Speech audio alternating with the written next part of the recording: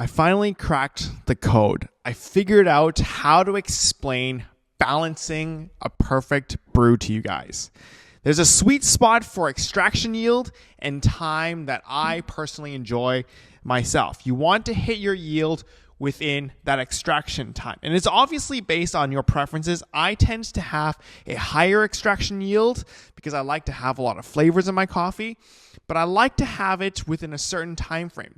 1 and 45 to 2 minutes long. That is my ideal time range because that's when I think the best flavors are released. Anything over, and you're going to have a lot of acidity. Anything under, and you might not have that body that you are looking for. If you guys are new here, my name is Vincent, and I spend all my time figuring out how to brew better coffee. So if you guys want to follow along the experimental journey of mine, make sure to subscribe and hit that bell notification so you can get the latest updates on my newest techniques. When using the single pour, I believe the coffee is fully extracted when the beans sink to the bottom. Now, this is actually regardless of the water temperature. I believe all flavors extracted within a certain amount of time are the same regardless of the water temperature. Now, this is a pretty big statement, but I've been testing with darker coffees, and as we all know, darker coffees give off more gases. But to control the gases, you need more agitation to actually have it hit that certain time frame I want. And thus, I've actually been experimenting brewing darker coffees with higher water temperatures. For it to sink and the water to kind of hit at the same time, each bean needs to go through an ideal agitation amount. I talked about this in the last video.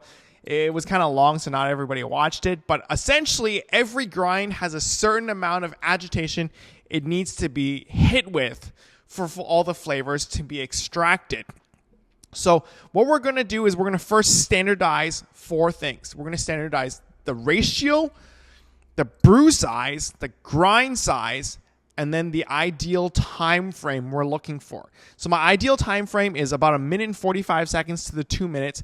My grind size has always been constant at about the 350 to 400 micron size. And then the ratio that I'm going to be using is 20 grams to 260 grams of water. So 20 grams of beans to 260 grams of water. That's a 1 to 13. That is my personal favorite. So because it's going to be a bit of a tighter ratio, we need to use slightly higher agitations to hit that ideal agitation amount. The reason why standardizing the batch size is important is because different drippers have different sized holes, and so the drain rate is different. When you have larger batch sizes, it actually takes longer to drain, and therefore you're going to need to use a different agitation to kind of match a different time frame. But for me, I personally like the 1:45 to 2 minutes given my brew size. So we first have to look at the type of coffees we are working with. Let's say, for example, we start with the darker coffees that give off more gases. When it gives off more gases, the gases act as a repellent from the water. So when you pour your water, because it repels it instantly, you actually have a shorter amount of time, a contact time, to actually extract all the flavors. That's because your ideal time is constant, but the shield of the gases prevents the water from kind of reaching the actual beans itself. So when you're pouring, you have to use a higher agitation pour technique, whether you move more or you kind of have this kind of slugging motion, or you should be actually using a needle-like pour, which is kind of like the vertical pours that the time pour kettles offer. Now, on the other side, you have the lighter coffees that have less gases, which has less shields, and therefore you have a longer contact time with the beans itself. And like I said, the time frame is what matters, so that you have a longer time frame to actually extract the flavors from a lighter coffee.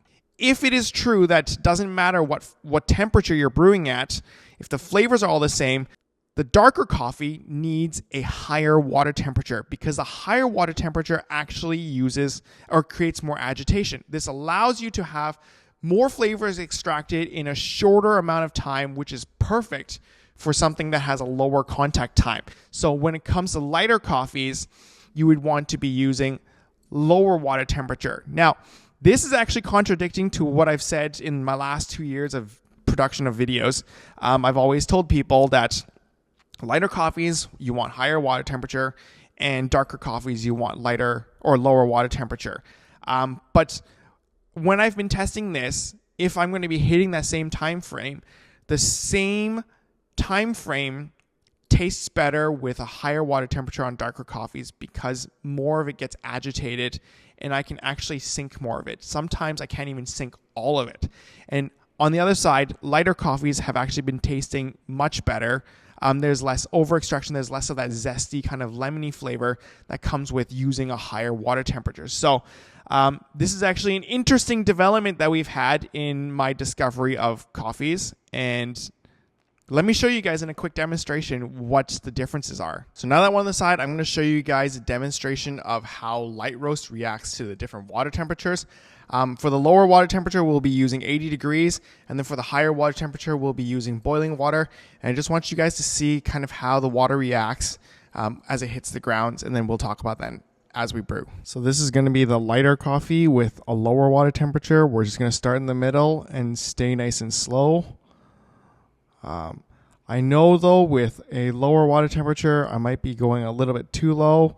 And this might cause everything to feel a little bit heavy on the beans a little bit early, so it might actually sink really quickly, actually, surprisingly. So with the light coffee, you can see that there's not a lot of rise to the edges. And then we're just going to quickly move to the edges like this. And then we're going to give it a quick stir. So when this coffee ring starts to show up and the crema is starting to come to the middle, you're going to know that the beans have sank. So with a lighter coffee and a lower water temperature, because the lower water temperature is a little bit more dense, it actually offers a faster clogging at the bottom. So it'd probably be best and more optimal when you're brewing with lighter coffees to use just a slightly higher water temperature. I'm going to guess around like 90 degrees is probably optimal.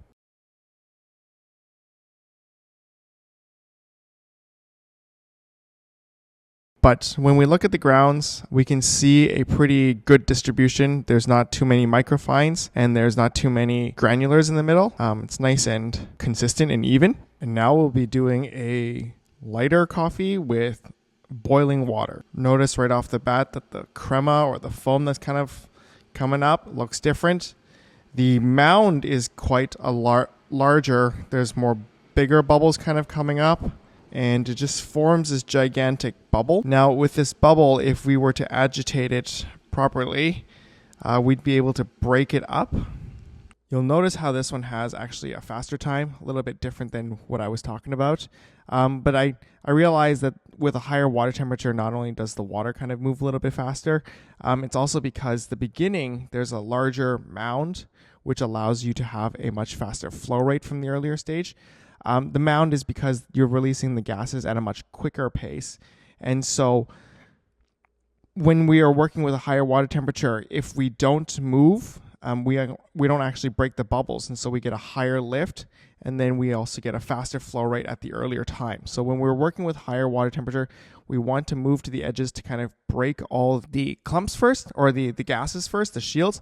And what happens here is you'll notice that there's more differentials between like the super fines and the coarser grinds. And that is due to just not being able to agitate the larger particles as much as the lower microfines that we have going on.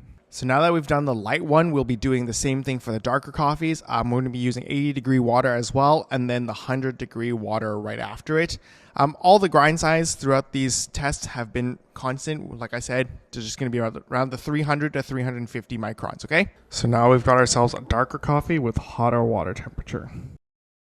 Just like with the lighter coffee, we're going to have ourselves an insanely large dome. Now what this dome does is you can see that a lot more gases are being released. We're hitting a lot more stuff. Normally, we would be using a lot more agitation to brew. And then we're going to give it a quick stir.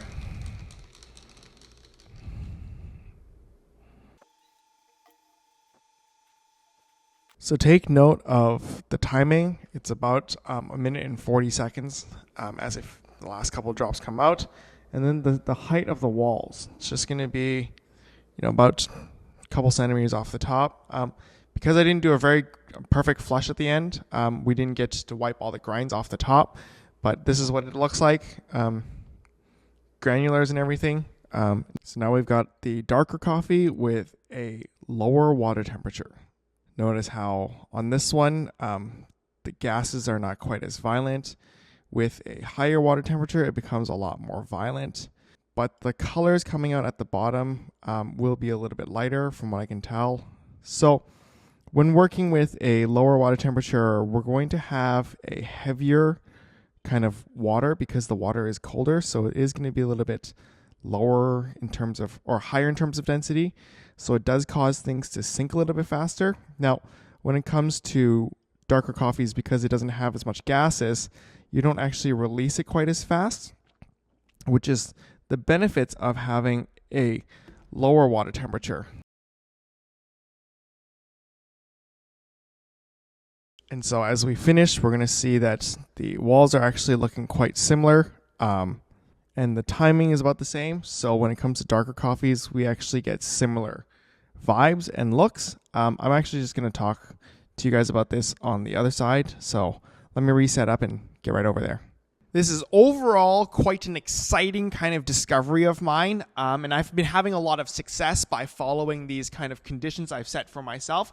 Though this is actually only true for percolation because timing is of a factor. When it comes to espresso or AeroPress or siphons like full immersions, you can actually control the timing a lot better. You can see when the beans drop and then you can just kind of plunge or press to kind of fully extract the coffees. I do believe in the idea that when the beans sink, all the good flavors have been extracted. So in those other particular devices, you can actually see the beans sink and you can just press whenever you're ready.